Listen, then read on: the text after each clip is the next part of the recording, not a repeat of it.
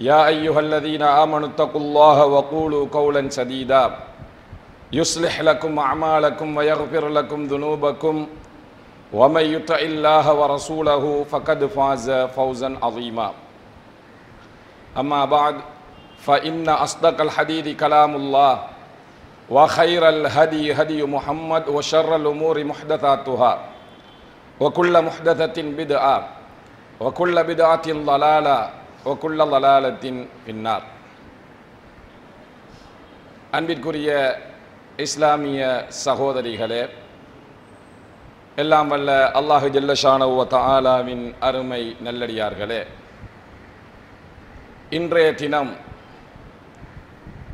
வளர்ந்து வருகின்ற பெண் பிள்ளைகளுக்காக ஏற்பாடு செய்யப்பட்டிருக்கும் இந்த ஒழுக்கவியல் கருத்தரங்கிலே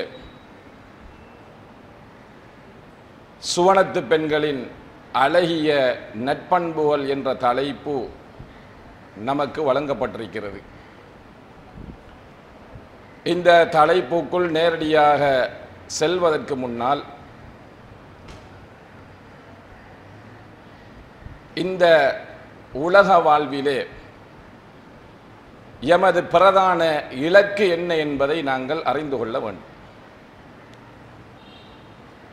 உலகிலே வாழக்கூடிய மோமீன்கள், அல்லாஹ்வை நம்பிய மக்கள்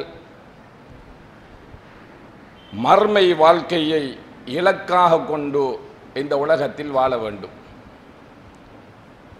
நாம் கொண்டிருக்கக்கூடிய ஈமான், நம்பிக்கை, மர்மையை இலக்காக கொண்டு இந்த உலகத்திலே நாங்கள் வாழ வேண்டும் என்ற சிந்தனையை உணர்த்தக்கூடியது. உலகிலே எமக்கு கிடைக்கின்ற வெற்றிகளெல்லாம் விடவும் மர்மையின் வெற்றிதான் ஒரு மோமினுடைய சந்தோஷமும் நிலையான வெற்றியுமாகும். அந்த வெற்றியை பெற்றுக்கொள்வதற்குரிய வழியை இந்த உலகத்திலே ஒரு மோமின் தேடிக்கொண்டு மர்மையிலே தான் நிரந்தர வெற்றி பெற்றவனாக மாற வேண்டும் என்ற அடிப்படையில் இந்த உலகத்தில் அவன் செயல்பட வேண்டும். மர்மை வெற்றி என்றால் என்ன?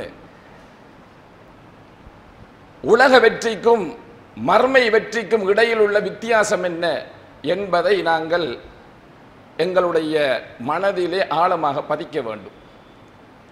உலகத்திலே சில பொழுதுகளில் சந்தோஷம், சில பொழுதுகளில் துக்கம். சந்தோஷம் வருகின்ற போது மனிதன் எல்லை கடக்கின்றான், அத்துமீறுகின்றான். துன்பம் ஏற்படுகின்ற நேரத்திலும் எல்லை கடக்கின்றான், அத்துமீறுகின்றான். இஸ்லாம் உலகிலே ஏற்படக்கூடிய துன்பமாக இருந்தாலும் சரி, இன்பமாக இருந்தாலும் சரி, நிலையானது கிடையாது என்று நம்புங்களுங்கிறது. ஒரு மோமினுடைய உலக வாழ்வில் சந்தோஷமாக இருந்தாலும் துக்கமாக இருந்தாலும் நிலையானது கிடையாது. இன்றைக்கு சந்தோஷம், நாளைக்கு துக்கம், நாளைக்கு துக்கம், அடுத்த நாள் சந்தோஷம். இப்படித்தான் இந்த உலக வாழ்வை அல்லாஹு தஆலா தந்திருக்கின்றான். சந்தோஷம் ஏற்படுகின்ற நேரத்திலே இது நிலையானது கிடையாது என்று நாங்கள் ஆழமாக உள்ளத்தில் கொண்டு வந்தால் எல்லை மீற மாட்டோம். துக்கம் ஏற்படுகின்ற போதும் இது நிலையானது கிடையாது என்பதை ஆழமாக உள்ளத்தில் பதிய வைத்தால் எல்லை மீற மாட்டோம், மார்க்க வரம்புகளை கடக்க மாட்டோம். அப்படி என்றால் உண்மையான வெற்றி எது? இந்த உலகத்திலே நாங்கள் எழுதுகின்ற பரீட்சைகளிலே பாஸ் பண்ணுவதே வெற்றி பெறுவது உண்மையான வெற்றியா? இந்த உலகத்திலே வழங்கப்படக்கூடிய சர்டிபிகேட்டுகள் உண்மையான பரிசா? ஒரு மூமினை பொறுத்தவரையில் இவைகளெல்லாம் இந்த உலகத்தோடு முடிந்து போகக்கூடியவை. உண்மையான வெற்றி என்பது, உண்மையான சந்தோஷம் என்பது மறுமையிலே அல்லாஹ்வுடைய திருப்பொருத்தம் கிடைத்து சுவர்க்கத்துக்குள் நுழைவதுதான். நரகத்தை விட்டும் தூரமாக்கப்பட்டு சுவர்க்கத்துக்குள் போவதுதான் உண்மையான வெற்றி. எங்களுடைய மண்ணறையிலே அல்லாஹு தஆலா மலக்குகள் மூலமாக கேட்கப்படுகின்ற கேள்விகளுக்கு சரியாக பதில் சொல்லி எங்களுடைய மன்னரை சுவர்க்கத்து பூஞ்சோலையாக ஆகட்டும் என்று அல்லாஹு தஆலாவுடைய வாழ்த்து செய்தியை பெறுவதுதான் ஒரு மூமினுடைய உண்மையான சந்தோஷம். மறுமை விசாரணைக்காக வேண்டி எழுப்பப்படுகின்ற நாளையிலே நல்லவர்களுடைய பட்டியலில் அவன் சேர்க்கப்படுவதுதான் உண்மையான சந்தோஷம். அவனை விசாரிக்கின்ற நேரத்திலே இலகுவாக விசாரித்து சுவர்க்கத்துக்கு அனுப்பப்படுவதுதான் உண்மையான வெற்றி. அவனுடைய செயலேடுகளை நெருக்கப்படுகின்ற நேரத்திலே நன்மைகளின் தட்டு கணப்பதுதான் உண்மையான சந்தோஷம். அவனுடைய செயலேடுகள் வலது கரத்தில் கொடுக்கப்படுவதுதான் நிலையான சந்தோஷம். சிராத்தை கடப்பதுதான் நிலையான சந்தோஷம். வெற்றி சுவர்க்கத்துக்குள் நுழைவிக்கப்படுவதுதான் உண்மையான திட்டவட்டமான வெற்றி. அன்பிற்குரிய சகோதரிகளே, அல்லாஹ்வின் நல்லடியார்களே, மர்மையினுடைய வெற்றியை,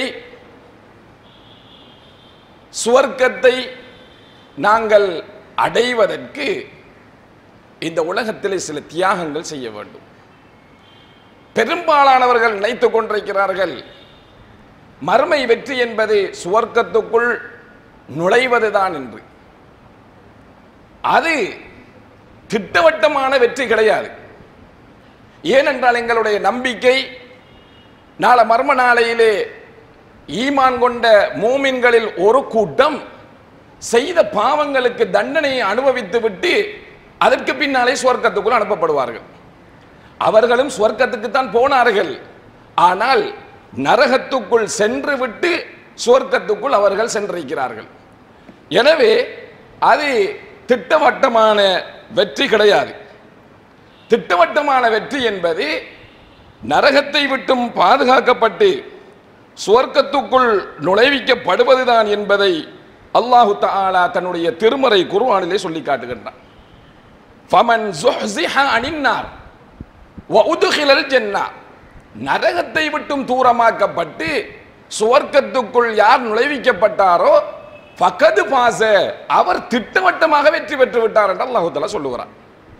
மறுமையிலே எடுத்த எடுப்பில் சுவர்க்கத்துக்கு சொந்தக்காரர்களாக யார் தீர்ப்பளிக்கப்படுகிறார்களோ அவர்கள் திட்டவட்டமான வெற்றியை பெற்றவர்கள். அந்த வெற்றிக்குரிய பாதை என்ன என்பதை அல்லாஹ் தஆலா சொல்லிவிட்டார். இந்த வெற்றியை நீங்கள் அடைய வேண்டும் என்றால் உலகத்தில் பயணிக்கின்ற போது நீங்கள் எல்லா வழிகளாலும் பயணிக்காமல் நேரான பாதையிலே போங்கள். அந்த நேரான பாதை வமை யுத்தஇல்லாஹ வ ரசூலஹு ஃபகத் ஃபாஸ ஃபௌஸன் அஸீமா. அதே வாசகத்தை அல்லாஹ் பயன்படுத்துகிறார். யார் அல்லாஹ்வுக்கும் அவனுடைய தூதருக்கும் கட்டுப்படுகிறாரோ அவர் திட்டவட்டமாக மகத்தான வெற்றியை பெற்று விட்டார். அந்த மகத்தான வெற்றி எடுத்த கடிப்பில் நரகத்துக்கு போகாமல் நேரடியாக சுவர்க்கத்துக்கு செல்வது. அவ்வாறு செல்வதாக இருந்தால் உலகத்திலே நீங்கள் அல்லாஹ்வும் தூதரும் என்ற அந்த பாதையிலே போங்கள் என்று திருமறை குர்ஆன் நமக்கு வழிகாட்டுகிறது. அல்லாஹ் தஆலா இன்னும் ஒரு வசனத்திலே மை யுஸ்ரஃப் அன்ஹு யௌமைதின் ஃபகத் ரஹிமஹு, அன்றைய தினத்தில் யார் நரக வேதனையை விட்டும் திருப்பப்படுகிறாரோ பாதுகாக்கப்படுகிறாரோ அல்லாஹ் அவருக்கு அருள் செய்து விட்டார். அல்லாஹ் அருளுக்குரியவர். வதாலிக்கல் ஃபௌசுல் முபீன், அதுதான் தெளிவான வெற்றி என்று அல்லாஹ் தஆலா சொல்லுகிறார். தெளிவான வெற்றி நரகத்துக்கு போகாமல் சுவர்க்கத்துக்குள் நாம் செல்ல வேண்டும். இந்த வெற்றியை உலகத்திலே இருக்கின்ற போதுதான் எங்களால் தேட முடியும். அவ்வாறு நாங்கள் தேடுவதற்கு முற்படுகின்ற போது மோமின்களுக்கு 3 எதிரிகள் இருக்கிறார்கள். லேசில் அந்த எதிரிகள் எங்களை இந்த வெற்றியின் பக்கம் செல்ல விட மாட்டார்கள். முதலாவது எதிரி ஷைத்தான். நமக்கு எல்லோருக்கும் தெரிந்த விடயம். அல்லாஹ்விடத்திலேயே சபதம் எடுத்திருக்கின்றான். வல உஹ்வியன்னஹும் அஜ்மஈன், அனைவர்களையும் வழிகெடுப்பேன் என்று சொல்லியிருக்கிறான். லாகூதன்ன லஹும் ஸிராத்தக்கல் முஸ்தகீம், நேரான பாதையிலே இருந்து கொண்டு குறுக்கு வழியை காட்டுவேன் என்று சொல்லியிருக்கிறான். ரப்பி அன்லிர்னி இலா யௌமி யுபஅஸூன், இவர்களை வழிகெடுப்பதற்கு எழுப்பப்படுகின்ற நாளை வரைக்கும் எனக்கு அவகாசம் தர வேண்டும் என்று அல்லாஹ்விடத்தில் கேட்டிருக்கின்றான். அல்லாஹு தஆலா அவகாசமும் கொடுத்திருக்கின்றான். வலது பக்கமாக இடது பக்கமாக முன்னால பின்னால வழிகெடுப்பதற்கு ஷைத்தான் முயற்சி செய்வான். எங்களை நேரான பாதையிலே செல்ல விட மாட்டான். எமது இலக்கான சுவர்க்கத்தை அடைவதற்குரிய வழியை அவன் எப்படியாவது தடை செய்ய பார்ப்பான். எமது நோக்கத்தை இல்லாமல் காக்குவான். நமது நோக்கத்தில் செல்ல அவன் விட மாட்டான். ஏன்? அவன் மூமின்களுக்கு எதிரி. காவிர்களுக்கு அவனை பற்றி கவலை கிடையாது. ஏனென்றால் அவன் காவிர்களை வழிகெடுக்க வேண்டிய தேவை கிடையாது. அதே போன்று வேறு வேறு கொள்கைகள் கோட்பாடுகளை கொண்டவர்களின் பக்கம் அவன் கூடுதலாக கவனம் செலுத்த வேண்டிய தேவை கிடையாது. அல்லாஹ்வுடைய நேரான பாதையிலே செல்ல வேண்டும் என்று நினைப்பவர்களைத்தான் அவன் வழிகெடுப்பான். அதற்குரிய முயற்சிகளை அவன் எந்த அளவுக்கென்றாலும் செய்வான் இறங்கி. எனவே உலகத்தில் வாழ்கின்ற போது ஒரு மோமினான பெண் ஷைத்தானை விட்டும் பாதுகாப்பு தேட வேண்டும். ஷைத்தானுடைய சூழ்ச்சியிலே இருந்து தன்னை பாதுகாக்க வேண்டும். இந்த எதிரி விட மாட்டான். உலகத்திலேயே ஒரு எதிரி எமக்கு இருக்கிறானாம் என்றால் அவனை எதிர்கொள்வதற்கு நாங்கள் ஒரு போதும் முன்னுக்காக மாட்டோம். எப்படியாவது அவன் ஒரு வழியால வந்தா நாம இன்னொரு வழியால போறதுக்கு பார்ப்போம். இவளை சந்திச்சா நம்முடைய ஈமானுக்கு பிரச்சனை, சந்திக்க கூடாது, தேவையில்லாத கதைகள் பேச்சுக்கள் உருவாகும், அப்படி என்று உலகத்திலேயே நாங்கள் எதிரிகளை தவிர்த்து வாழ்கின்றோம். அப்படி என்றால் உலகத்திலே இருக்கக்கூடிய சில நலவுகளை அவர்கள் கெடுத்து விடுவார்கள் என்று நாங்கள் அவர்களை தவிர்த்து வாழ்கின்றோம் என்றால் மர்மை நலவு, மர்மையுடைய சந்தோஷத்தை கெடுக்கக்கூடிய, மர்மையுடைய சந்தோஷத்தை அழிக்கக்கூடிய, நாசமாக்கக்கூடிய, நஷ்டத்தை ஏற்படுத்தக்கூடிய இந்த எதிரியை எப்படி நாங்கள் எதிர்கொள்ள வேண்டும்? எனவே முதலாவது எதிரி ஷைத்தான். இரண்டாவது எதிரி யாரு? இந்த ஷைத்தான் நேரடியாக எங்கிட்ட வந்து பாவத்தை செய்ய சொல்லி தூண்டுறது கிடையாது. இந்த ஷைத்தான் உலகத்தை தான் காட்டுவான் எங்களுக்கு. இந்த உலகத்தினுடைய இன்பங்களை காட்டுவான். 4 பேர் 4 விதமா நடந்து போறதை காட்டுவான். 4 பேர் 4 விதமா சாப்பிடுறதை காட்டுவான். 4 பேர் 4 விதமா அலங்காரமா திரிகிறதை காட்டுவான். அலங்காரங்களையும் உலக கவர்ச்சிகளையும் ஷைத்தான் நமக்கு காட்டுவான். எனவே மூமின்களுக்கு உலகம் எதிரியாகும். இந்த உலகத்துல நாங்க வாழ வேண்டியிருக்குது. ஆனால் இந்த உலகத்துக்கு பின்னால எங்களால போக இயலாது. உலகத்துக்கு பின்னால போக ஆரம்பிச்சோம், ஆகிராவிலிருந்து நாங்க தூரமாகும். ஆகிராவிலிருந்து தூரமாயினால் ஷைத்தான் தான் எங்களை வழி நடத்திக்கிட்டு இருப்பான். இபாதத்துக்கள் எதுவுமே எங்களோட வாழ்க்கையில இருக்காது. எங்களுடைய மர்ம சிந்தனை அறவே இல்லாமலுக்கு போயிடும். மர்மையை பற்றிய நம்பிக்கை கொஞ்சம் கொஞ்சமா குறைஞ்சு கொண்டு வரும். ஏன்? நாங்க உலகத்துக்கு பின்னால போக்கிட்டே இருப்போம். உலகத்தினுடைய இன்பங்கள்ல மூழ்க பார்த்துக்கிட்டே இருப்போம். ஆசைகளை கட்டுப்படுத்தாமலுக்கு, அடக்கி வாழாமலுக்கு, அவைகளுக்கு அடிபணிந்து அடிமையாகி போயிருவோம். உலகத்தினுடைய கவர்ச்சிகளை இரண்டாவதாக எங்களுக்கு அல்லாஹு தஆலா எதிரியாக ஆக்கி வச்சிருக்கிறான். ஃபலா தகுர்ரன்னகுமுல் ஹயாத்துத் துன்யா, இந்த உலக வாழ்க்கை உங்களை ஏமாற்றி விடக்கூடாது. ஏமாற்றா என்ன? ஏமாற்றையாமட்டு சொன்னா அலங்கரிச்சு காட்டப்படுறதுதான். இல்லாத ஒன்றை இருக்கிற மாதிரி காட்டி ஏமாற்றுதான். உலகம் அப்படித்தான். தன்னுடைய கவர்ச்சிகள் அப்படியே வெளிப்படுத்தி காட்டும்.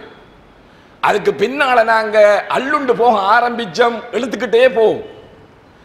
அது இழுத்துக்கிட்டு போக போக ஷைத்தான் எங்களை வழி நடத்திக்கிட்டே இருப்பான். ஆகிராவுடைய சிந்தனை எங்கிட்ட இல்லாமலுக்கு போயிடும். மர்மையை மறந்துடுவோம். உலகத்தினுடைய இன்பங்கள்ல மூழ்கி போயிடுவோம். அல்லாஹ்வுடைய கட்டளைகளை புறக்கணிச்சிடுவோம். ஷைத்தான் எதிர்பார்த்ததை செஞ்சிடுவான். மர்மையுடைய நட்பேர் நாங்கள் இழந்துருவோம். மர்மையின் வெற்றியை கேள்விக்குறியாக்கிடுவோம். அன்பிற்குரிய சகோதரிகளை, அல்லாஹ்வின் நல்லடியார்களே, எனவே துன்யா உலகம் என்பது ஒரு மோமினுக்கு இரண்டாவது எதிரியாகும். மூன்றாவது ஷைத்தானாக இருக்கட்டும், உலகமாக இருக்கட்டும், அதனுடைய கவர்ச்சி எங்க காட்டுறது? எதுல காட்டும்? ஹவன் நப்ஸ், மனோ இச்சை, மனசுல தான் கொண்டு வந்து போடுவான் சைத்தான். உலகத்தினுடைய கவர்ச்சிகளை மனசுல தான் கொண்டு வந்து போடுவான். இந்த மனோ இச்சை என்ன பண்ணும்? லேசாக விரும்ப ஆரம்பிச்சிடும். ஏன்? உள்ளத்தை அல்லாஹ் தஆலா அப்படித்தான் படைச்சு வச்சிருக்கிறான்.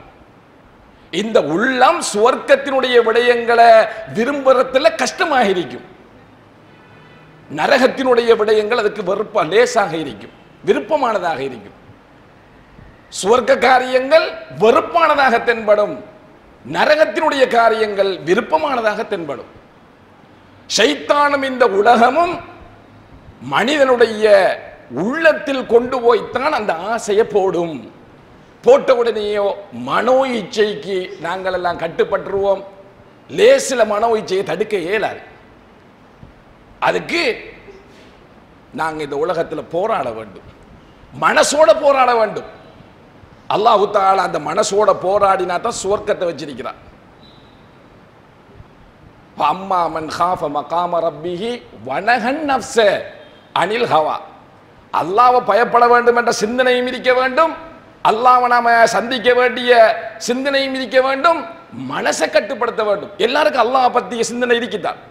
நமக்கு மர்ம நம்பிக்கை இல்லையா? மர்மையில் அல்லாஹ் எங்களை எல்லாம் விசாரிப்பான் என்ற நம்பிக்கை இல்லையா? நாங்க அல்லாஹ்வுக்கு முன்னால நிக்க போறோம்ங்கிற நம்பிக்கை இல்லையா? எல்லாருக்கும் நம்பிக்கை இருக்கு. ஆனா மனசு விடுகிறது இல்லை, மனோ இச்சையை கட்டுப்படுத்த முடியாமல் இருக்குது. ஷைத்தான் விட மாட்டான், இந்த உலகம் விட மாட்டி. ஆகப்பெரிய எதிரி ஒரு மோமினுக்கு மனோ இச்சை தான்.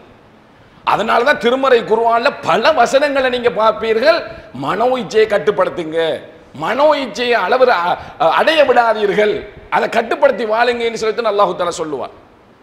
மனசுல கொண்டு அந்த ஆசையை போடுவான்.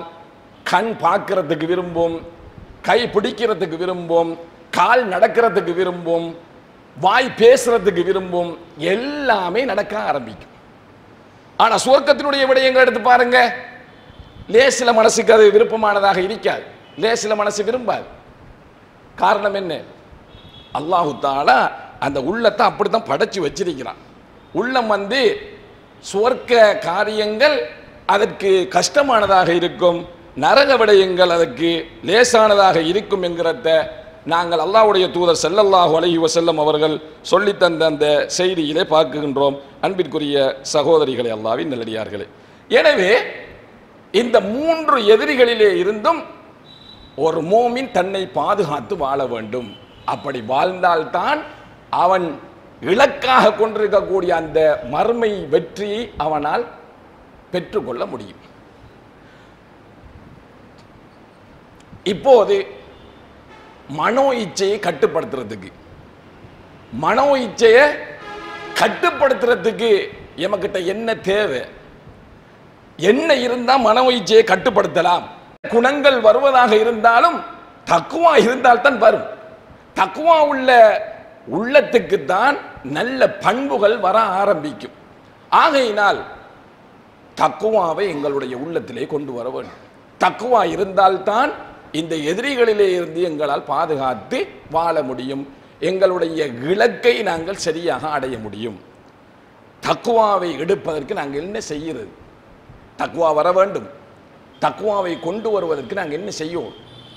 தக்குவாவை கொண்டு வருவதற்கு என்ன செய்ய வேண்டும் என்பதை அல்லாஹ் தஆலா திருமறை குர்ஆனிலே நமக்கு சொல்லுகின்ற போது, யா அய்யுஹன் நாஸு உஅ்புது ரப்பக்கும், மனித சமுதாயமே உங்களுடைய ரப்பை நீங்கள் வணங்குங்கள்.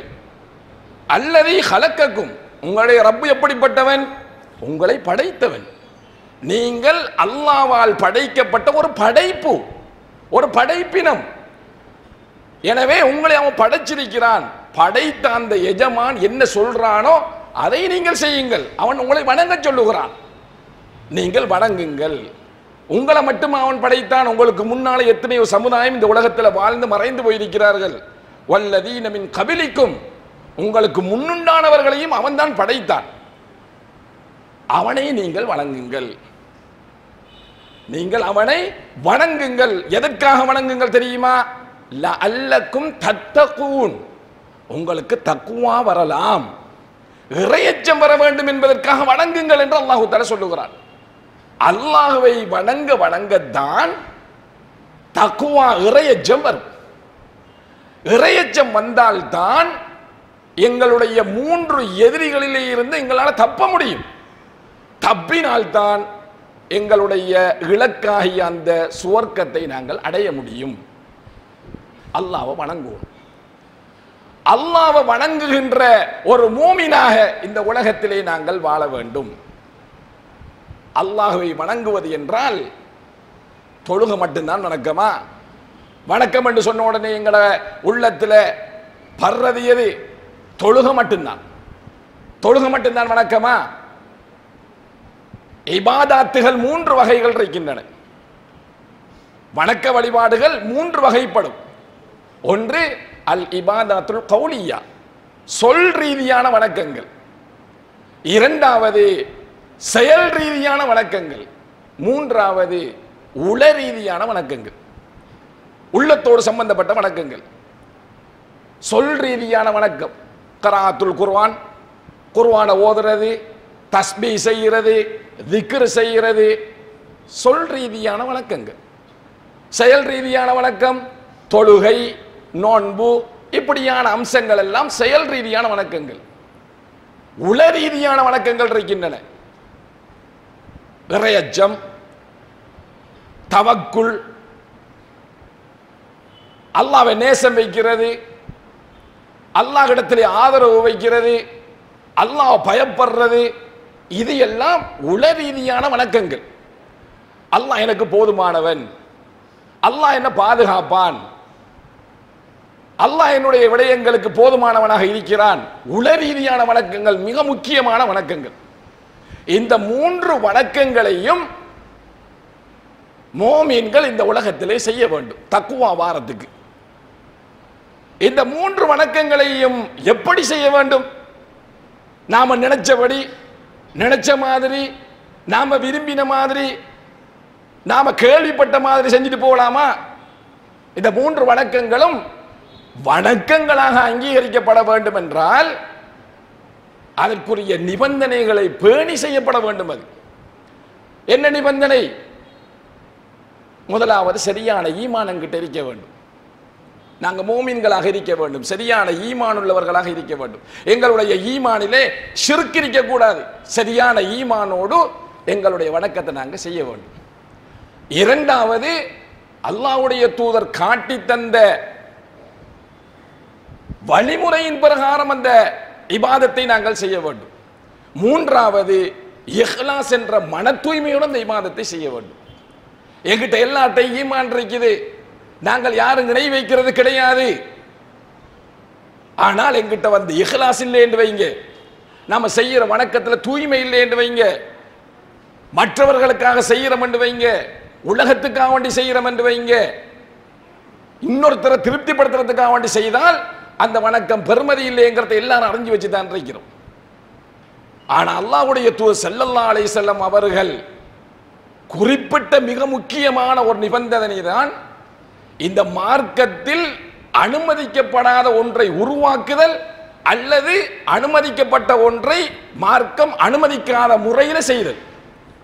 உருவாக்க இயலாது, இருக்கிறத முறை தவறி செய்ய இயலாது. அது இபாதாத்துல் கௌலியாவாக இருந்தாலும் சரிதான், சொல் ரீதியான வணக்கமாக இருந்தாலும் சரி, செயல் ரீதியான வணக்கமாக இருந்தாலும் சரி, உள ரீதியான வணக்கமாக இருந்தாலும் சரி, அல்லாஹ்வுடைய தூதர் அதை எப்படி எங்களுக்கு செய்து காட்டினார்களோ அந்த முறையில் தான் நாங்கள் அதை செய்ய வேண்டும். அது தவறப்படுகின்ற போது அந்த வணக்கத்துக்கு பெருமதி இல்லாமலுக்கு பெய்திரும். அல்லாஹ்வை அப்ப நாங்கள் வணங்க வேண்டும். வணக்கத்தினுடைய 3 வகைகளையும் தெரிந்து நாங்கள் வணங்க வேண்டும். இந்த வணக்கங்கள் அல்லாஹ்விடத்திலே நிறைவேறுவதற்குரிய நிபந்தனைகளை அறிந்து நாங்கள் வணங்க வேண்டும். இப்படி வணங்கினால்தான் இந்த வணக்கம் எங்களுடைய உள்ளத்திலே தக்குவாவை கொண்டு வரும். தக்குவா வந்தால் எங்களுடைய 3 எதிரிகளிலே இருந்தும் நாங்கள் பாதுகாப்பு பெறலாம். இந்த 3 எதிரிகளிலே இருந்தும் நாங்கள் பாதுகாப்பு பெற்றுவிட்டால் நாங்கள் எதிர்பார்க்கக்கூடிய சந்தோஷமான நிம்மதியான வாழ்க்கை சுவர்க்கம் எங்களுக்கு மறுமையிலே காத்து கொண்டிருக்கிறது. அன்பிற்குரிய சகோதரிகளே, அல்லாஹ்வின் நல்லடியார்களே, இப்போது சுவனத்து பெண்களினுடைய நல்லொழுக்கங்கள் என்ற இந்த தலைப்புக்குள்ள வாங்க. ஒரு பெண்ணிடத்தில் தக்குவா இறையச்சம் இருக்குமாம் என்று சொன்னால் அவள் சொர்க்கத்துக்குரிய பெண்ணா மாறிடுவாள். ஏனென்றால் அந்த இறையச்சம் சுவனவாதிகளுடைய பண்புகளை அந்த பெண்ணுடைய வாழ்க்கையில ஒளிரச் செய்யும். நரகத்தினுடைய விடயங்கள் எல்லாம் அந்த பெண்ணுக்கு வெறுப்பானதாக தென்படும். சுவர்க்கத்தினுடைய பண்புகளை எல்லாம் தான் எடுத்துக்கொள்ள வேண்டும் என்று அந்த பெண் ஆசைப்படுவாள். அவ்வாறு இறையச்சம் உள்ள அந்த உள்ளத்திலே ஹயா என்ற வெட்க உணர்வு தானாக உருவாகும். அல்லாஹ்வுடைய தூதர் ஸல்லல்லாஹு அலைஹி வஸல்லம் அவர்கள் அல் ஹயாஉ லா யஅதி இல்லா பிகைர், வெட்கம் என்பது நலவை தவிர வேற எதையுமே கொண்டு வராது என்று சொல்லுகிறார்கள். சஹாபா பெண்மணிகளுடைய வெட்கத்தை பற்றி நாங்கள் அறிஞ்சிருக்கிறோம். அல்லாஹ்வுடைய தூதர் ஸல்லல்லாஹு அலைஹி வஸல்லம் அவர்களுடைய வெட்கத்தை பற்றி நாங்கள் அறிஞ்சிருக்கிறோம். நபி அவர்கள் வெட்கமுள்ள ஒரு மனிதராக உலகத்தில் வாழ்ந்து காட்டினார். ஏன்? அந்த வெட்கம் நலவை தவிர வேற எதையுமே கொண்டு வராது. ஒரு பெண்ணிடத்திலே மிக முக்கியமான ஒரு ஒழுக்கம்தான், சுவர்க்கத்துக்கு அவளை கொண்டு செல்லக்கூடிய ஒரு பண்பு தான் வெட்கம் என்ற பண்பு. அது நலவை தவிர வேற எதையுமே அந்த பெண்ணிடத்தில் கொண்டு வராது. அல்லாஹ்வுடைய தூதர் ஸல்லல்லாஹு அலைஹி வஸல்லம் அவர்கள் அல் ஹயாஉ ஷுஅபத்தும் மினல் ஈமான் என்று சொன்னார்கள். வெட்கம் என்பது ஈமானின் ஒரு பகுதியாகும். உனக்கு வெட்கம் இல்லை என்று சொன்னால் நீ விரும்பினத்தை செஞ்சுட்டு போகலாம் என்று சொன்னான் அல்லாஹ்வுடைய தூதர். அதுக்காக செய்யுங்க அர்த்தம் இல்லை. வெட்கம் இல்லாதவன் தான் அவன் நினைச்சதை எல்லாம் செஞ்சுட்டு போவான். இந்த வெட்கத்திலே ஆகப்பெரிய வெட்கம் எது? அல்லாஹ்வுடைய விஷயத்தில் வெட்கப்படுவது. ஒரு பெண்ணிடத்தில் இயற்கையிலேயே வெட்கம் இருக்கும். இன்னொருத்தருக்கு முன்னால 4 பேருக்கு முன்னால அந்த காரியத்தை செய்யறதுக்கு அவள் வெட்கப்படுவாள். ஆனால் அல்லாஹ்வுடைய விஷயத்தில் அந்த வெட்கத்தை அவளிடத்தில் காண இயலாமலுக்கு இருக்கும். அல்லாஹ்வுடைய விஷயத்தில் சரியாக அந்த பெண் வெட்கப்பட்டால் அவளிடத்திலே நலவை தவிர வேற எதையும் எதிர்பார்க்க இயலாது. எனவே தக்குவா உள்ள அந்த உள்ளம் ஹயா என்று சொல்லக்கூடிய அந்த வெட்கத்தை தானாகவே விரும்பக்கூடியதாக இருக்கும். இறையச்சம் பிரதானமானது. அந்த ஹயா வெட்கம் என்பது எங்களுடைய உள்ளத்தில் ஆழமாக பதிந்தால் அது எங்களுக்கு நலவை கொண்டு வரும். அது ஈமானில் ஒரு அம்சமாக இருக்குது.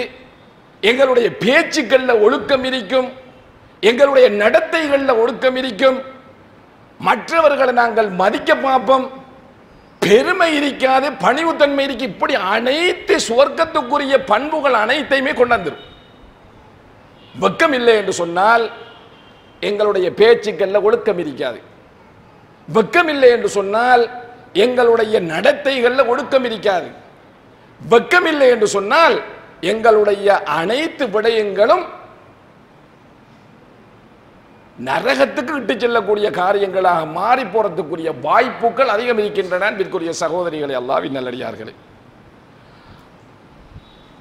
ஆயிஷா ரலியல்லாஹு தஆலா அன்ஹா அவர்கள் சொல்லுகிறார்கள், பெண்களிடத்தில் இயற்கையிலேயே வெட்கம் இருக்க வேண்டும். ஆனால் மார்க்க விஷயங்களை படிப்பதில் அவர்களிடத்திலே வெட்கம் தடையாக இருக்கக்கூடாது என்று சொல்லுகிறார்கள். ஆயிஷா ரலியல்லாஹு தஆலா அன்ஹா அவர்கள் சொல்லக்கூடிய செய்தி முஸ்லிமிலே பதிவு செய்யப்படுகிறது. நிஅமன் நிசா, பெண்களில் சிறந்தவர்கள் நிசாவுல் அன்சார், அன்சாரி பெண்மணிகள். பெண்கள்ல சிறந்தாக்கள் அன்சாரி பெண்மணிகளா? ஏன் அவர்கள் சிறந்தவர்களா இருந்தாலும் தெரியுமா? அவர்களிடத்தில் இருந்த வெட்க உணர்வு மார்க்க விடயங்களை படிப்பதில் அவர்களுக்கு தடையாக இருக்கவில்லை. அப்படி என்றால் அவர்கள் மிக வெட்கமுள்ளவர்களாக இருந்தார்கள் அன்சாரி பெண்மணிகள். மார்க்க விடயம் என்று வார நேரத்தையிலே, மார்க்கத்தை அறிய வேண்டும் என்று வார நேரத்தையிலே அவர்கள் வெட்கப்படலை. அவர்கள் வெட்கப்பட்டிருந்தால் நிறைய மார்க்க சட்டங்களை எங்களால் தெரிஞ்சு கொள்ள நம்மளுக்கு போயிருக்கும். அவர்கள் அல்லாஹ்வுடைய தூதரிடத்திலே வந்து இந்த மார்க்கத்தை படித்தார்கள். எங்களுக்கு நேரத்தை ஒதுக்கித்தாங்க, நாங்க மார்க்க விஷயங்களை படிக்கணும் சொல்லி கேட்டார்கள். ஆண்கள் தான் உங்களிடத்திலே அதிகமாக மிகைத்து போயிருக்கிறார்கள். எங்களுக்கும் ஒரு நேரத்தை ஒதுக்கித்தாங்க அப்படி என்று சொல்லி கேட்டு அல்லாஹ்வுடைய தூதரத்திலே நேரத்தை ஒதுக்கி மார்க்கத்தை படித்தவர்கள் அன்றைய காலத்து அந்த சஹாபா பெண்மணிகள். அல்லாஹ்வுடைய மார்க்கத்தை படித்தால்தான், அறிந்தால்தான் எங்களுடைய வணக்கத்தை சரியாக செய்ய இயலும். ஒரு சுப்ஹானல்லாஹ் சொல்லுவதாக இருந்தாலும் இது எப்படி சொல்லப்பட வேண்டும், நான் சொல்லக்கூடிய இந்த திக்ர் மார்க்கத்திலே அனுமதிக்கப்பட்ட திக்ரா, நான் சொல்லுகின்ற முறை மார்க்கத்திலே அனுமதிக்கப்பட்ட முறையா, சாப்பிடுற நேத்தையில நான் சொல்லக்கூடிய பிஸ்மில்லா என்று சொல்லக்கூடிய இந்த வாசகம் மார்க்கத்திலே சரியாக சொல்லித்தரப்பட்ட முறையா, அப்படி என்கிறத மார்க்கத்தை படிச்சா தான் அறிஞ்சு கொள்ளலாம். நாங்கள் எங்கேயோ படித்ததை அல்லது எப்போதோ படித்ததை யாரோ எழுதி வைத்ததை படித்து கொண்டு விளங்கி கொண்டு எங்களுடைய வணக்கத்தை செய்ய போனோம் என்று சொன்னால் எங்களுடைய வணக்கத்தை பாதுகாக்க இயலாது. எங்களுடைய வணக்கம் சரியாக அமையாது. அந்த வணக்கத்தில் சுன்னாவுக்கு பதிலாக பித்அத்துக்கள் பூந்து விடும். அவைகளை நாங்கள் களைந்து எங்களுடைய வணக்கத்தை செய்தால்தான் அது அங்கீகரிக்கப்படும். வணக்கம் அங்கீகரிக்கப்பட்டால் தான் தக்வா உள்ளத்தில் வரும். தக்வா உள்ளத்தில் வந்தால்தான் நாங்கள் எதிரிகளிலிருந்து எங்களை பாதுகாத்துக் கொள்ளலாம். தக்வாவை வரவழைத்துக் கொள்வதற்குரிய வேலைகளை நாங்கள் சரியாக செய்ய வேண்டும். தக்வா உள்ளத்தில் வந்துவிட்டால் வெட்கம் என்ற இந்த பண்பு தானாக எங்களிடத்திலே வர ஆரம்பிக்கும். வெட்கம் வந்தால் அது நலவை தவிர வேறு எதையும் கொண்டு வராது. அன்பிற்குரிய சகோதரிகளே, அல்லாஹ்வின் நல்லடியார்களே, அபூ மஸ்ஊத் ரலியல்லாஹு தஆலா அவர்கள் சொல்லுகிறார்கள்,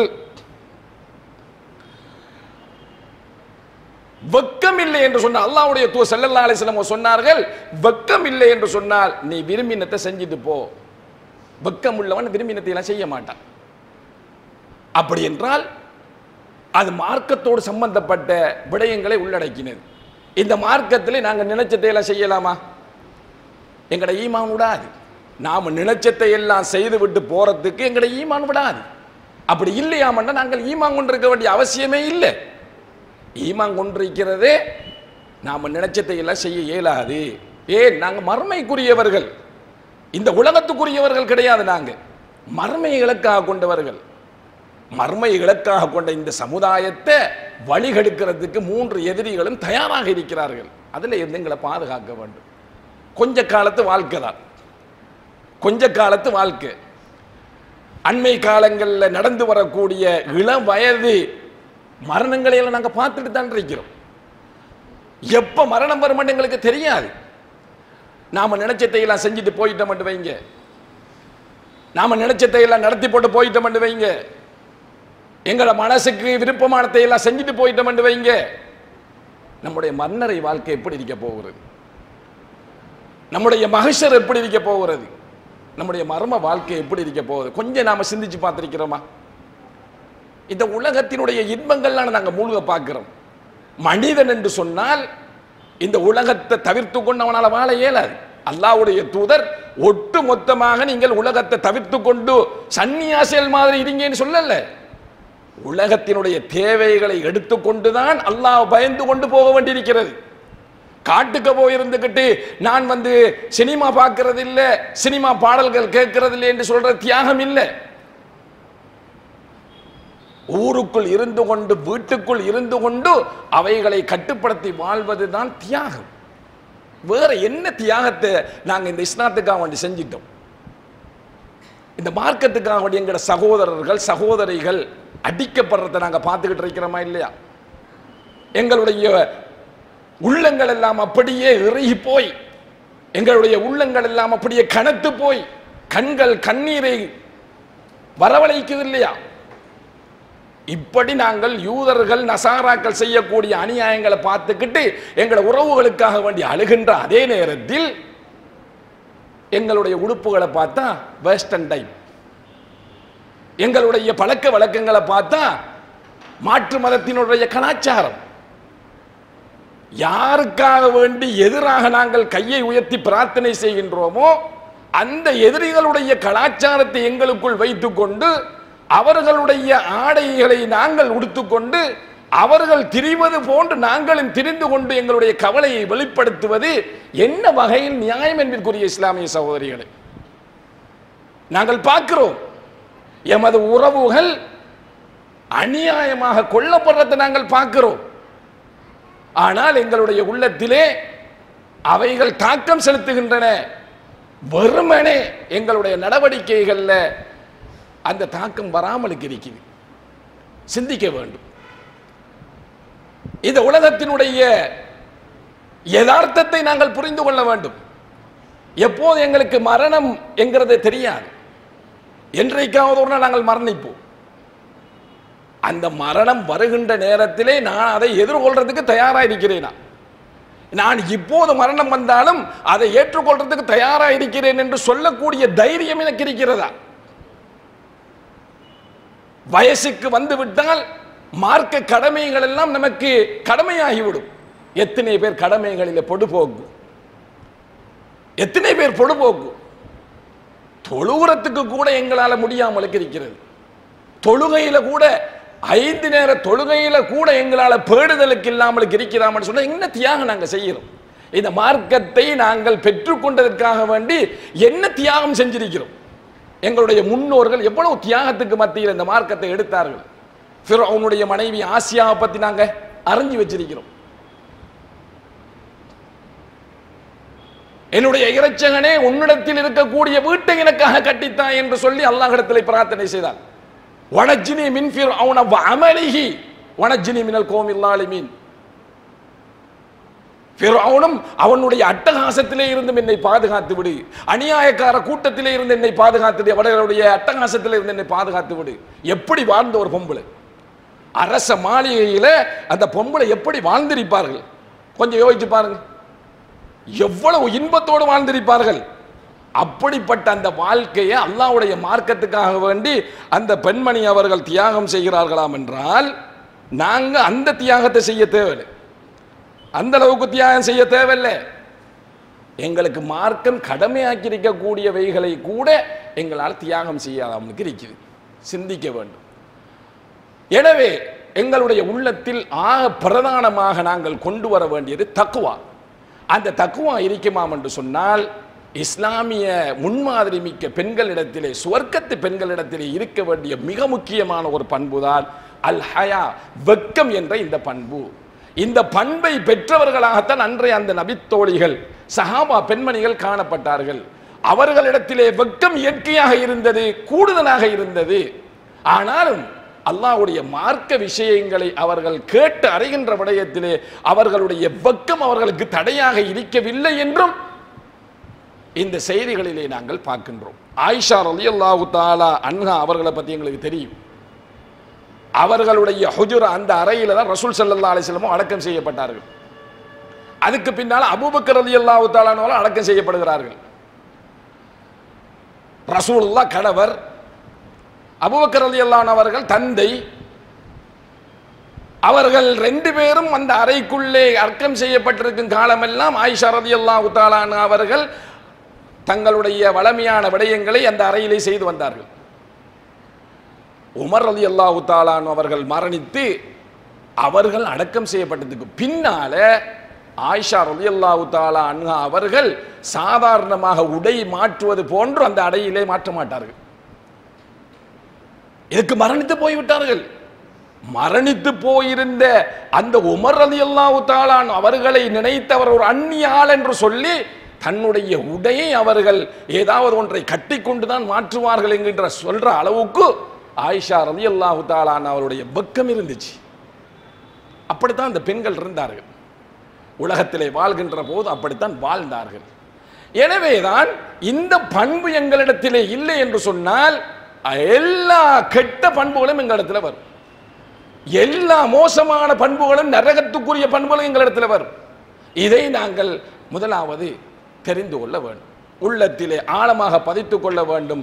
தக்குவா தக்குவா வந்துச்சாம் என்று சொன்னால் ஹயா, வெட்கம் எங்களிடத்திலே வர வேண்டும். அன்பிற்குரிய சகோதரிகளே, திருமறை குர்ஆன்ல கூட அல்லாஹ் தஆலா ஷுஐப் அலைஹிஸ்ஸலாத்து வஸ்ஸலாம் அவருடைய 2 அந்த பிள்ளைகளை பற்றி, பெண் பிள்ளைகளை பற்றி சொல்ற நேரத்தில ஃபஜாத்து யஹ்தாஹுமா தம்ஷி அலஸ்தஹியா, மூசா அலைஹிஸ்ஸலாத்து வஸ்ஸலாம் அவர்கள் அவர்களுக்கு ஒரு உதவியை செய்தார்கள். அந்த உதவியை செய்கின்ற நேரத்திலே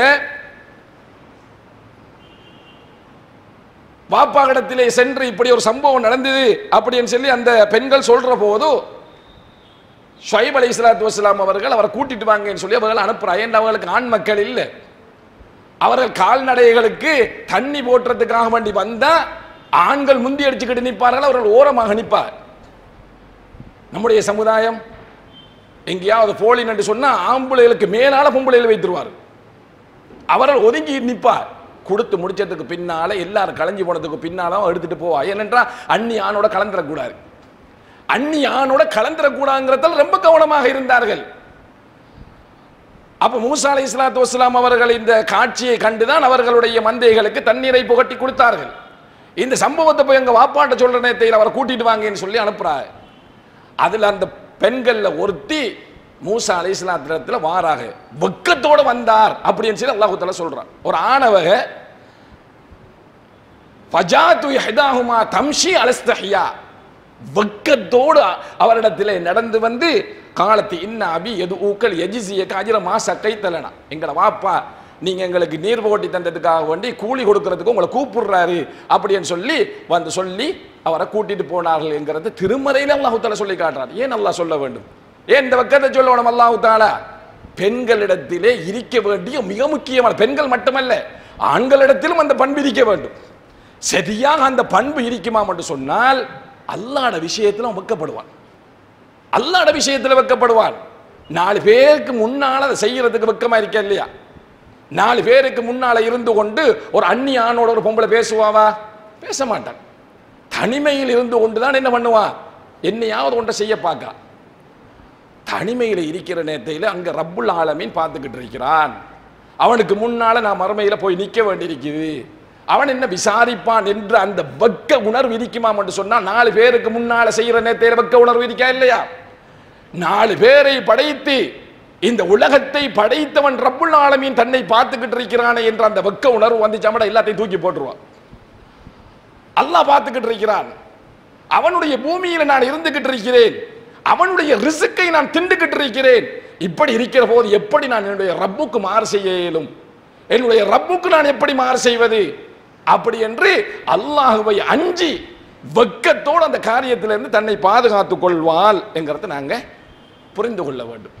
அல்லாஹ் தஆலா அந்த வெக்க உணர்வை திருமறையில சொல்லி காட்டுறான். அடுத்ததாக சபர் என்று சொல்லக்கூடிய பொறுமை அவளிடத்தில் இருக்க வேண்டும்.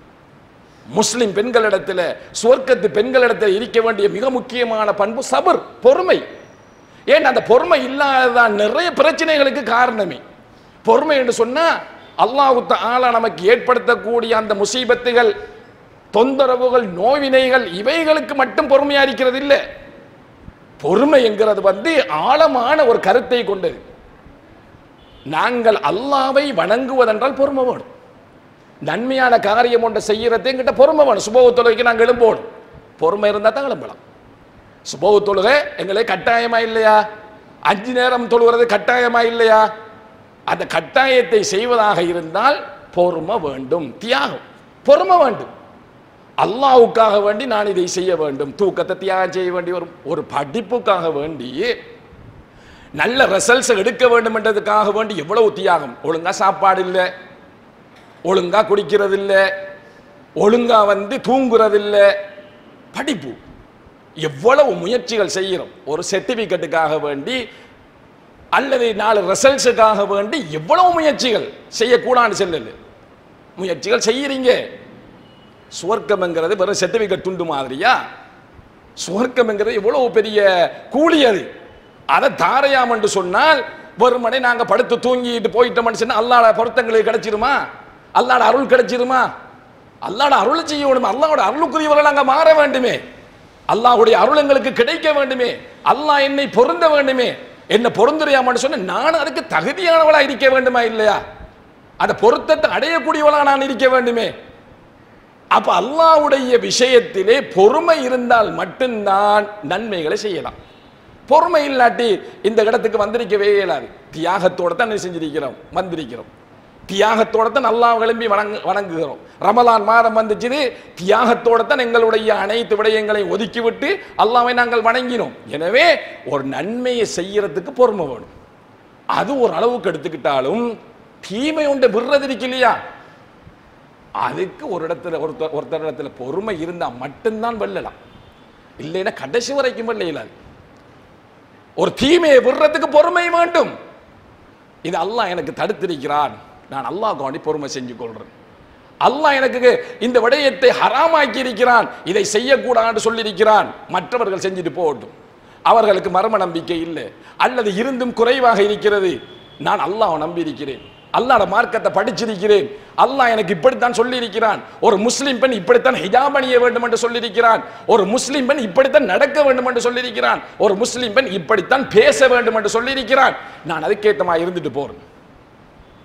பொறுமை வேண்டும். ஒரு தீமையை விடுறதுக்கு பொறுமை வேண்டும். அதனால்தான் பொறுமைக்கு கூலிக்கு அளவே இல்லைன்னு சொல்லி குர்ஆன் சொல்லுது. பொறுமையாளருக்கு அவர்களுக்கு எண்ணிக்கை இல்லாத கூலி, என்ன என்றே சொல்ல இல்லாத அளவுக்குரிய கூலி. பொறுமையாளர்களோடு அல்லாஹ் இருக்கிறான். பொறுமையாளர்கள் அல்லாஹ்வோடு இருக்கிறார்கள். ஏன்?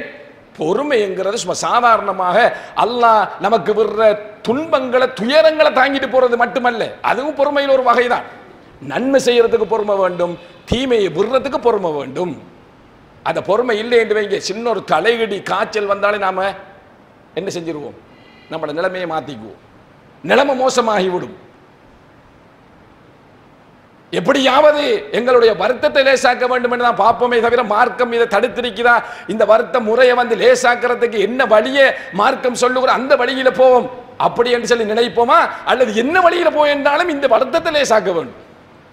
பொறுமை இல்லை என்று சொன்னா இழந்துருவோம், ஈமானையை இழந்துருவோம். அன்பிற்குரிய சகோதரிகளை, பொறுமை இல்லை என்று சொன்னா எங்களை ஈமானை இழந்துருவோம். யாரோ ஒருத்தனுக்காக வேண்டி எங்களை ஈமானை விட்டுப்பட்டு நாம பின்னால வைத்துருவோம், அவனுக்கு பின்னால. யாரோ ஒருத்தனை நம்பி எங்களுடைய பெற்றோர்களை உதவி தள்ளிடுவோம். நாங்கள் 22, 23 வருடங்கள் எங்களை வளர்த்தவர்களை சாதாரணமாக ஒரு 2-3 மாசத்துக்குள்ள ஒருத்தனோட பழகிட்டு ஒட்டடியா உதறி தள்ளி விட்டு போகக்கூடிய காட்சிகளை எல்லாம் பார்க்கிறோமே. பொறுமை இல்லை, வெக்கம் இல்லை, தக்குவா இல்லாத பண்புகள் தான் இதற்கெல்லாம் காரணம். அன்பிற்குரிய சகோதரிகளை, ரொம்ப கவனமாக நாங்கள் இருந்து கொள்ள வேண்டும். விட்டு கொடுப்பு படிக்கிற பிள்ளைகள்கிட்ட வர வேண்டியது விட்டு கொடுப்பு, பணிவுத்தன்மை. பணிவுத்தன்மை எல்லாம் தக்குவா இருக்குமான்னு சொன்னா தானாக வரும். அது கதை பேச்சிலேயே ஒழுக்கம் விளங்கு. அப்படி பேசுவாங்க. அந்த கதை பேச்சை பார்க்கிற போதே ஒழுக்கமுள்ள அந்த பெண் அந்த கதை பேச்சிலேயே அவருடைய பணிவுத்தன்மை விளங்கும். போட்டி போட மாட்டான், போட்டி இருக்கு பொறாம இருக்க மாட்டான், விட்டு கொடுப்போட நடந்துக்குவா. அல்லாஹ்வுடைய பேச்சுக்கள் வரும் வாயிலிருந்து. எப்படி நீங்க நல்லா படிக்கிறீங்களா? அல்ஹம்துலில்லாஹ். எப்படி உங்களுடைய நிலப்பாடுகள் பாடங்கள் எல்லாம் நல்லா விளங்குதா? அல்ஹம்துலில்லாஹ். நாங்க எல்லாம் படிச்சா அப்படித்தான் படிப்போம், நாங்க எல்லாம் எழுதினா அப்படித்தான் எழுதுவோம், நாங்க எல்லாம் எழுதினா 9 ஏதான். இப்படியெல்லாம் கதை வார்த்தை பிரிவுகள்லாம் வராது. என்னுடைய மகள் அவள் கெட்டிக்காரியா, அவள் அடிக்கிறதுக்கு யாரும் இல்லை ஸ்கூல்ல. இந்த பேச்செல்லாம் வரும். இதெல்லாம் யார் பேச்சு? இதெல்லாம் பெருமைக்குரியவர்களுடைய பேச்சு. சுவர்க்கவாதிகளுடைய பேச்சு அப்படி இருக்காது. சுவர்க்கவாதிகள் பணிவுத்தன்மையாக இருப்பார்கள் என்று அல்லாஹ்வுடைய தூதர் ஸல்லல்லாஹு அலைஹி வஸல்லம் அவர்கள் சொன்ன செய்தியை நாங்கள் பார்க்குகிறோம்.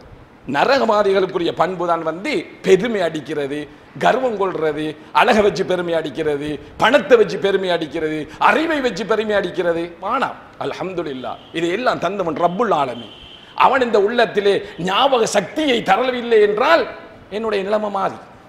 அவன்தான் எனக்கு ஞாபக சக்தியை தருபவன், அவன்தான் எனக்கு பொறுப்புதாரி, அவனிடத்தில் தான் நான் தக்குவா வைக்கிறேன். அல்ஹம்துலில்லாஹ்ங்கிற வாசகம் வரும். அல்லாஹ்வுடைய பேச்சு அவருடைய நாவிலே இருந்து வர பார்க்கும். என்னத்தை சொன்னாலும் அல்ஹம்துலில்லாஹ். எப்படி சுகமா இருக்கிறீங்களா? அல்ஹம்துலில்லாஹ், நல்ல சுகமா இருக்கிறது. ஏன்னா தக்குவா இருக்கு உள்ளத்தில், இறையச்சம் இருக்குது. இறையச்சம் இருக்குமாம் என்று சொன்னா அந்த வாயிலிருந்து வார பேச்சுக்களை வச்சு நம்ம விளங்கிக் கொள்ளலாம். இவர் அல்லாஹ்வோடு நெருக்கமாக இருக்கிறார். அப்படி பணிவுத்தன்மையான பேச்சுக்களாக இருக்கும், விட்டு கொடுப்புகளாக இருக்கும், மற்றவர்களோடு நல்ல முறையிலே உதவி செய்யக்கூடியவராக இருப்பார்கள். இப்படியா நல்ல பண்புகள் அவர்களிடத்தில் இருக்கும். அன்பிற்குரிய சகோதரிகளை, அல்லாஹ்வின் நல்லடியார்களே, இறுதியாக அத்தா இப்னு அபி ரபாஹ் என்று சொல்லக்கூடிய ஒரு தாபி, இப்னு அப்பாஸ் ரலியல்லாஹுடைய காலத்தில் இந்த சம்பவம் நடக்குது. ஒரு சந்தர்ப்பத்தில் இப்னு அப்பாஸ் ரலியல்லாஹு தஆலா அன்ஹு அவர்கள் அத்தா அவர்களிடத்தில் உங்களுக்கு சுவர்க்கவாதிகளில் ஒரு பொம்பளையை காட்டட்டா என்று கேட்கிறார். சுவர்க்கத்து பொம்பளை ஒரு ஆளை காட்டையா அப்படின்னு சொல்லி கேட்கிறார்கள். அப்போ நான் சொன்னேன் காட்டுங்கள், நான் பார்க்க வேண்டும். அப்போ இப்னு அப்பாஸ் ரலியல்லாஹு தஆலா அவர்கள் ஹாதிஹில் மர்அத்து சௌதா, இந்த போற இந்த கருத்த பொம்பளையை பார்த்து கொள்ளுங்க, கருத்த தோற்றம் உள்ளவராக அவர்கள் இருந்தார்கள், இதை பார்த்து கொள்ளுங்க அப்படின்னு சொல்லி போட்டு அவர்கள் சொல்றார்கள்.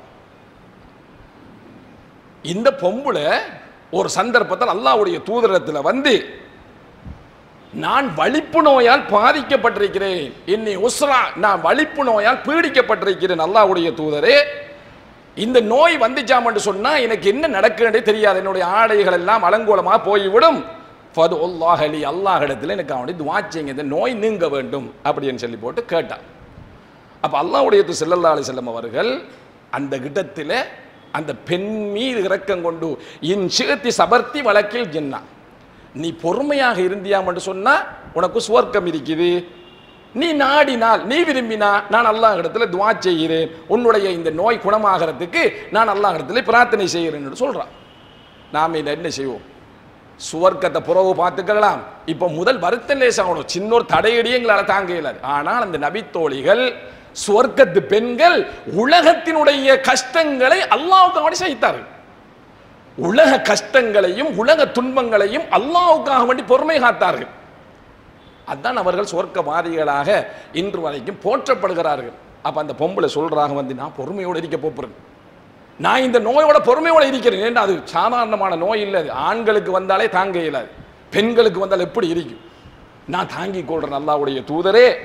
ஆனால் இன்னைக்கு இந்த நோய் ஏற்பட்டா ஆடைகள் அங்கும் இங்குமாக அலங்கோலமா போகுது, மறைக்க வேண்டிய பகுதிகளை மறைக்க முடியாமலுக்கு போய்விடும், அதனால நீங்கள் அதுக்காக துஆ செய்யுங்க, ஆடை அங்கே இங்கே அலங்கோலமா போய்விடக்கூடாதுங்கிறதுக்காக நீங்க துஆ செய்யுங்க என்று சொல்லி அல்லாஹ்வுடைய தூதர் இடத்துல சொல்றாங்க. அல்லாஹ்வுடைய தூதர் துஆ செஞ்சார். புகாரி இந்த செய்தி பதிவு செய்யப்படுது. எப்படி வெட்கம், பொறுமையோடு இருக்கிறேன் என்று சொல்றார்கள், அதனோடு சொல்லிட்டு போகாமலுக்கு என்னுடைய மறைவிடங்களை ஒரு ஆண் பார்த்து விடக்கூடாது, நான்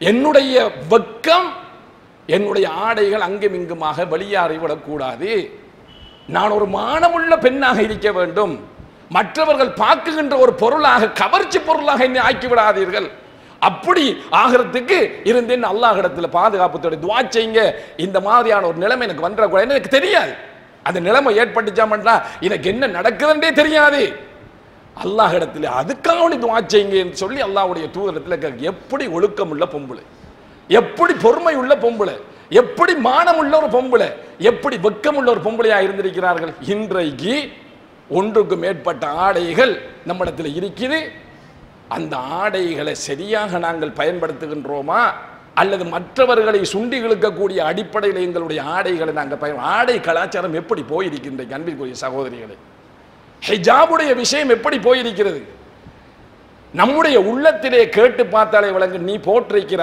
ஆடை ஒழுங்கானதா, இஸ்லாமிய ஹிஜாபா இருக்கிறதா, அல்லது மற்றவர்கள் தன்னை பார்க்க வேண்டும் என்பதற்காக நீ அணிஞ்சிருக்கிறியா, என்ன நிலைமை இன்றைக்கு எங்களுடைய நிலைமை எல்லாம். அந்த சஹாபா பெண்மணிகள் எப்படி இந்த உலகத்தில் வாழ்ந்திருக்கிறார்கள், எப்படி நாங்கள் இந்த பொறுமை இல்லாமல் இந்த தியாகத்தை கூட செய்யாமல் எப்படி நாங்கள் அல்லாஹ்வுடைய சுவர்க்கத்தை எதிர்பார்க்க முடியும், எவ்வளவு தியாகம் செய்ய வேண்டும் நாங்கள் இந்த உலகத்தில் ஒரு பதவிக்காக வேண்டி, பட்டத்துக்காக வேண்டி, ஒரு சாதாரணமாக ஒரு துண்டு பேப்பருக்காக வேண்டி எவ்வளவோ தியாகம் செய்யறதுக்கு முற்படுறோம், யார ஒருத்தனுக்காக வேண்டி எங்களுடைய சொந்த பந்தங்களை எல்லாம் விட்டுட்டு ஓடுறதுக்கு தயாராகிறோம், அல்லாஹ்வுடைய அந்த சுவர்க்கத்தை பெற்றுக்கொள்றதுக்கு ஏன் எங்கிட்ட முயற்சிகள் இல்லாமல் இருக்குது, தியாகம் இல்லாமல் இருக்குது, ஷைத்தானியத்தான் அந்த வலைகளில் நாங்கள் சிக்கி போகிறோம். ஏனென்ற மன உச்சை விடுகுதில்லை அன்பிற்குரிய சகோதரிகளை, மன உச்சையை கட்டுப்படுத்த வேண்டும், கஷ்டம்தான், ஆனால் நம்ம ஈமான் கொண்டுட்டோமே, ஈமான் கொண்டத்தால நாம் எப்படியாவது கட்டுப்படுத்தி தான் ஆக வேண்டும். எங்களுடைய முந்திய சமுதாயத்தில் உள்ளவர்கள் நாங்கள் பார்க்க வேண்டும் இந்த விஷயத்தில். எனவே நாங்கள் எங்களுடைய மன உச்சையை கட்டுப்படுத்தி எங்களுக்கு இருக்கக்கூடிய அந்த 3 எதிரிகளையும் நாங்கள் எதிர்கொண்டு அவர்களுடைய சூழ்ச்சியிலே இருந்து எங்களை நாங்கள் பாதுகாப்பதற்கு உள்ளத்திலே தக்குவாவை கொண்டு வருவோம். உள்ளத்திலே தக்குவா வாரதற்கு அல்லாஹ்வை வணங்குவோம். அல்லாஹ்வை வணங்குகின்ற போது 3 வகையான வணக்க வழிபாடுகளையும் நாங்கள் அல்லாஹ்வுக்காக வேண்டி செய்வோம். எப்படி செய்தால் அதுக்கு நன்மை கிடைக்கும் அந்த முறையில் செய்வோம். நிச்சயமாக தக்குவா உள்ள உள்ளத்தில் சொர்க்கவாதிகளுடைய நட்பண்புகள் வர ஆரம்பிக்கும். அந்த நட்பண்புகளை பெற்றுக்கொண்டால் நிச்சயமாக எங்களுடைய மரணம் சிறப்பானதாக அமையும். நாங்கள் மரணிக்குகின்ற போது 4 பேர் பார்த்து ஒரு நல்ல பொம்பளை உலகத்தில் வாழ்கிற நேரத்தில் யாருக்கு எந்த பிரச்சனையும் இல்லை, அல்ஹம்துலில்லாஹ் நல்ல முறையில் வாழ்ந்து மரணிச்சிருக்கிற அல்லாஹ்வோட பாவத்தை மன்னிக்கட்டும், அவருடைய மண்ணறையை விசாலமாக்கி கொடுக்கட்டும், அவருடைய மண்ணறையை வெளிச்சமாக்கி கொடுக்கட்டும் அப்படி என்று சொல்லி 4 பேர் துஆ செய்யக்கூடிய ஒரு பெண்மணியாக இந்த உலகத்திலே வாழ்ந்து மறைந்து விட்டு செல்வோம். எல்லாம் வல்ல ரப்புல் ஆலமீன் நம் அனைவர்களும் இந்த இடத்திலே எப்படி ஒன்று சேர்ந்திருக்கின்றோமோ இதே போன்ற நாள் மர்ம நாளையிலே எடுத்த எடுப்பிலே சுவர்க்கத்துக்கு சென்று சந்தோஷமாக இருக்கக்கூடிய வாய்ப்பையும் வசதியையும் நம் அனைவர்களுக்கும் தௌஃபீக் செய்வானாக, அல்லாஹு தஆலா ஏற்படுத்தி தருவானாக என்று கேட்டு முடித்துக் கொள்கின்றேன். வ ஆகிர் தஅவானா அனில் ஹம்துலில்லாஹி ரப்பில் ஆலமீன்.